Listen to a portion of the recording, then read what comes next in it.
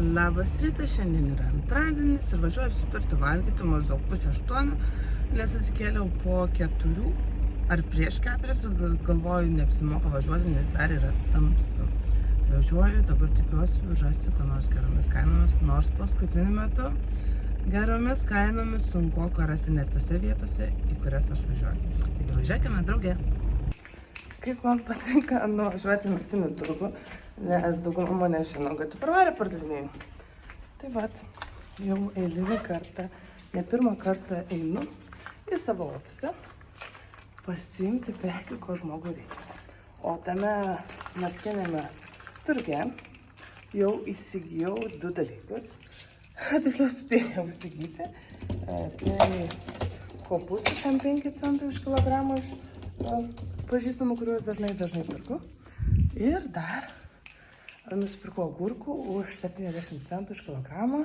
Tai už maišą sumokėjau 10 eurų. O dabar einu rinktis supervarę prekių to, ko žmogus nori. Apsipirkau jau ir didmenos skyriui, tai kartu rodau, ką įsigijau ir naktiniam turgui, nes naktiniam turgui dar važiuodama, padodama kertuves, kurį norėjau, užsukau ir nusipirkau dar krapų 4 eurai už kilogramą. O dabar rodau toliau, ką įsigijau iš didmenos skyriui. Bulvytės šiam centų 60 centų už kilogramą, vynuogės indukas po eurą, brokoliai 2,20 € už kilogramą, tai čia 3 brokoliai 3 eurai su centais. Tada buvo po eurą berods 70 kilogramas, tik nežinau kiek ten mokėjau, ir buvo baklažanų 5 centų už kilą. Tobuli baklažanai, tikrai išsikepsim baklažanų kepsnį, nes nerealiai skanu.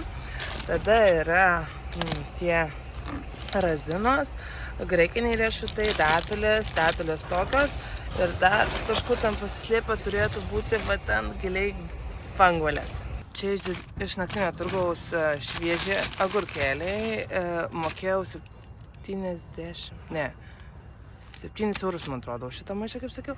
Bananai buvo po eurą už kilą, abrikosai 1,20 € už kilą, krapai 4 eurai kilas, kopūstai šiam 5 centai už kilogramą. Iš tikrųjų dabar liko nusipirkti tik tai tų ryžių, nes nieko gero nebėra, ir obuolių acto, man atrodo. Ir viskas, tai važiuojam dabar iki promo nusipirkti ryžių, tikiuosi, kurie nors bus pigesni ir galėsime įsigyti tų, kurių labiau mėgstam, nors šiaip ryžiai jokio skirtumo, kurie yra, bet skaniau yra basmati arba urbano. Tai va, tai tikiuosi, jie bus pigiau, dabar galima bus įsigyti. Kadangi tiek agurkų daug prisipirkau, tai vadinasi reikia užvakuoti, ar kaip tenai. Tai nusipirkau prieskonių, tai parodys kokių, ir eisiu dar dangtelį nusipirkti, nes tikrai yra daug, bet dangtelį nieko gero. Taigi, mano mėlyje, ką nusipirkau dėl tų vakavimų obuolių actą, nes su paprastu actu aš nieko nedarau. Tada nusipirkau garstyčių prieskonių, tada nusipirkau kalendros ir nusipirkau česnako granulį ir tokios tokio ir plikytų ryžių. Tai, žodžiu, gaminsiu, kadangi prieskoniam tiem vakuotėm agurkam yra įdėta morko, mažiausiam netinka, tai vadinasi iš tų prieskonių mišinio pasiėmiau tas, kas tinka, ir viskas. Tai dabar einu stiklainį nusipirksiu ir tada reikėtų nuvažiuoti dar, man atrodo, iki Maksimos.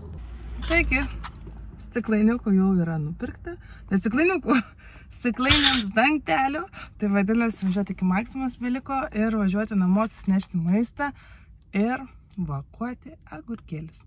Ten čia nėra daug, 10 kg, bet keletas stiklainių tikrai bus, pasiliksim dar ir pavalgyti, nes 7 centų už kilogramą.